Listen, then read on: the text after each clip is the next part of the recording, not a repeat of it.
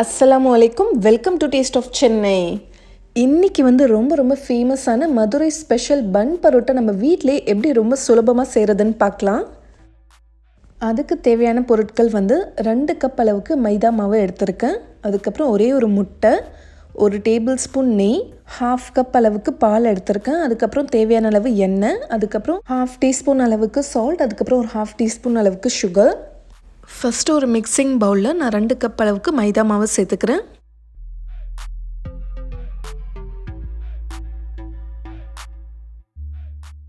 அடுத்தது சால்ட் சேர்த்துக்கலாம்.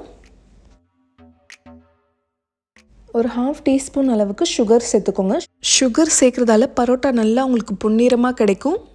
இப்போ இது எல்லாத்தையும் நல்லா மிக்ஸ் பண்ணி விட்டுக்கலாம். நல்லா மிக்ஸ் பண்ணதுக்கப்புறமா ஒரே ஒரு முட்டை சேர்த்துக்கோங்க.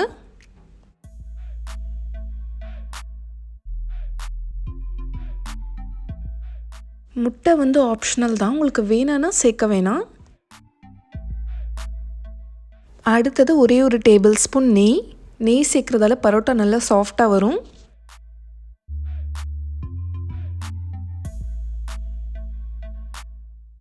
அடுத்தது ஒரே ஒரு டேபிள் ஸ்பூன் எண்ணெயும் சேர்த்துக்கோங்க.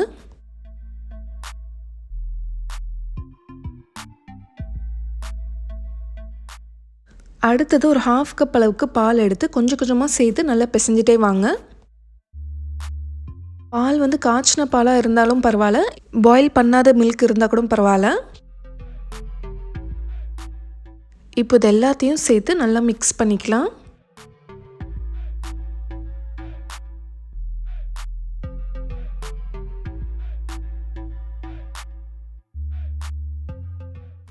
இருந்த ஒரு 1/2 கப் மில்கை எல்லாமே நான் சேர்த்துட்டேன். இதுக்கப்புறம் கொஞ்சம் கொஞ்சமாக தண்ணி விட்டு நல்லா பிசைஞ்சுக்கோங்க.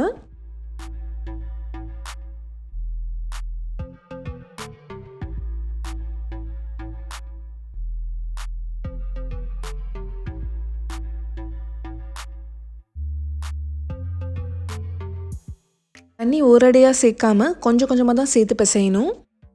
மாவு கொஞ்சம் லூஸாக பிசைஞ்சால் தான் பரோட்டா கொஞ்சம் நல்லா சாஃப்டாக வரும். நம்மளுக்கு ரோல் பண்ணுற டைம்லேயும் நல்லா கொஞ்சம் சாஃப்டாக இருக்கும். இல்லைனா ரொம்ப டைட்டாக இருக்கும் ரோல் பண்ணுறதுக்கு. நீங்கள் எவ்வளோக்கு அழுத்தம் கொடுத்து பிசைகிறீங்களோ அந்தளவுக்கு உங்களுக்கு நல்லா சாஃப்டாக கிடைக்கும்.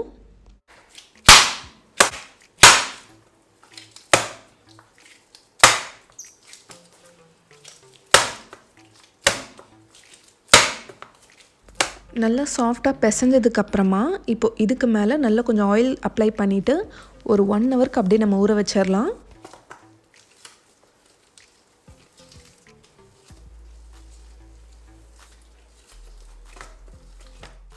இப்போ மாவை எடுத்து நல்லா ஒரு ஏர்டைட் கண்டெய்னரில் மூடி வச்சுருங்க.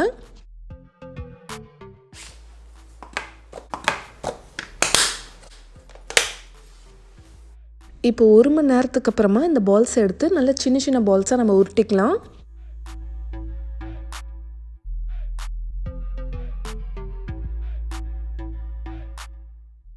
ஓரளவுக்கு ரொம்ப பெருசாகவும் இல்லாமல் ரொம்ப சின்னதாகவும் இல்லாமல் இந்த மாதிரி மீடியம் சைஸ் பால்ஸாக நல்லா ஸ்மூத்தாக இந்த மாதிரி உருட்டிக்கோங்க.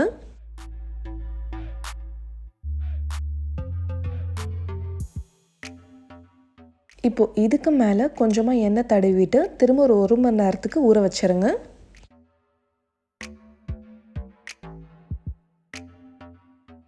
எண்ணெய் தடவினதுக்கப்புறமா திரும்ப ஒரு ஏர்டைட் கண்டெய்னரில் மூடி வச்சிடலாம்.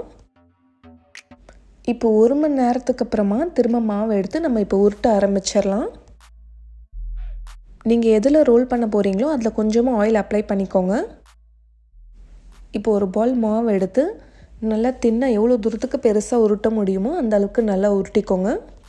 லைட்டாக எண்ணெய் அப்ளை பண்ணி அப்படியே ரோல் பண்ணிகிட்டே வாங்க.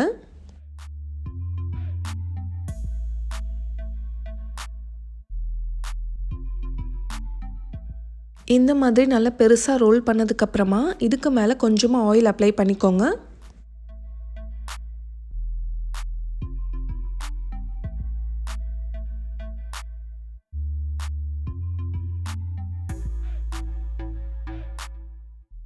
இப்போது இந்த சைடு எடுத்து இப்படி மடித்து விடுங்க. இப்போது இந்த சைடில் எடுத்து இதை அப்படியே ஜாயின் பண்ணிடுங்க.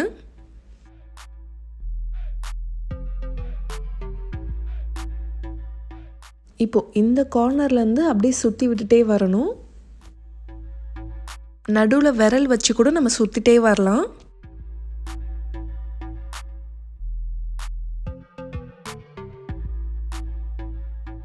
இப்போ இதை எடுத்து அப்படியே சென்டரில் இந்த மாதிரி விரல் வச்சு அப்படியே இதை ப்ரெஸ் பண்ணிடுங்க. லைட்டாக அந்த மாதிரி ப்ரெஸ் பண்ணி விட்டாலே நல்லா உங்களுக்கு புசு புசுன்னு வந்துடும். இதே மாதிரி நம்ம எல்லா மாவையும் இப்போ ரெடி பண்ணிக்கலாம். விரல் வச்சு சுற்றணுன்னா இந்த மாதிரி நம்ம சுற்றிக்க வேண்டியது தான்.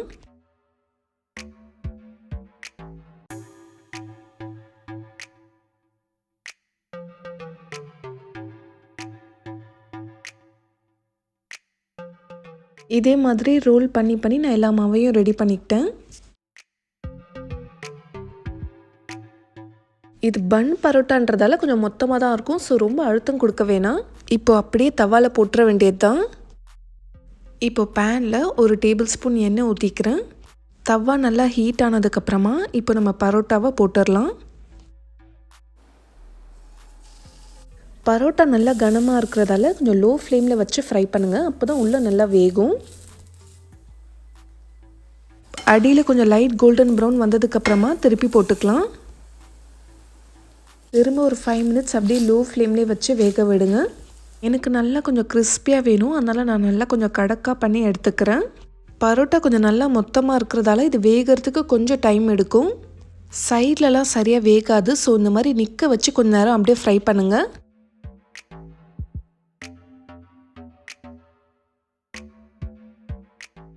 எல்லா சைடும் நல்லா வெந்ததுக்கப்புறமா இப்போ நம்ம எடுத்துட வேண்டியது தான்.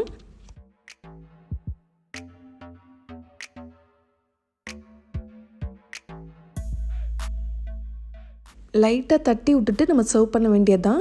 இந்த மாதிரி தட்டி விட்டிங்கன்னா பரோட்டா நல்லா உங்களுக்கு லேயராக கிடைக்கும்.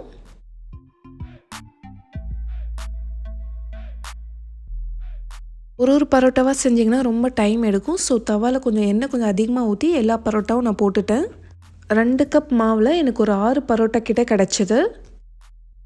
இப்போ சுட சுட மதுரை ஃபேமஸ் பன் பரோட்டா நம்ம வீட்டிலே சூப்பராக ரெடி பண்ணிட்டோம். இனி ஹோட்டல் போய் வாங்க வேண்டிய அவசியமே இல்லை. நம்ம வீட்டிலே ரொம்ப ஈஸியாக செஞ்சிடலாம். என்னாலே வெயிட் பண்ண முடியல, எப்படா டேஸ்ட் பண்ணுவோன்ட்டு இருக்கு. இதுக்கு காம்பினேஷன் சிக்கன் சால்னா இல்லைனா பிளெயின் சால்னா கூட ரொம்ப நல்லாயிருக்கும். நான் இன்றைக்கி சிக்கன் சால்னா தான் வச்சுருக்கேன். இந்த ரெசிபி ஆல்ரெடி நம்ம சேனலில் இருக்குது. லிங்க் நான் டிஸ்கிரிப்ஷன் பாக்ஸில் கொடுக்குறேன், செக் பண்ணிக்கோங்க. இந்த ரெசிபி உங்களுக்கு ரொம்ப பிடிச்சிருந்தா லைக் பண்ணி உங்களோட ஃப்ரெண்ட்ஸ் அண்ட் ஃபேமிலிக்கும் மறக்காமல் ஷேர் பண்ணிக்கோங்க. அப்படியே சப்ஸ்கிரைப் பண்ணிவிட்டு அப்படியே பக்கத்தில் இருக்கிற பெல் ஐக்கானையும் ப்ரெஸ் பண்ணிக்கோங்க. நாளைக்கும் இதே மாதிரி வேறொரு இன்ட்ரெஸ்டிங்கான ரெசிபியில் சந்திக்கிறேன். தேங்க்யூ ஸோ மச் ஃபார் வாட்சிங்.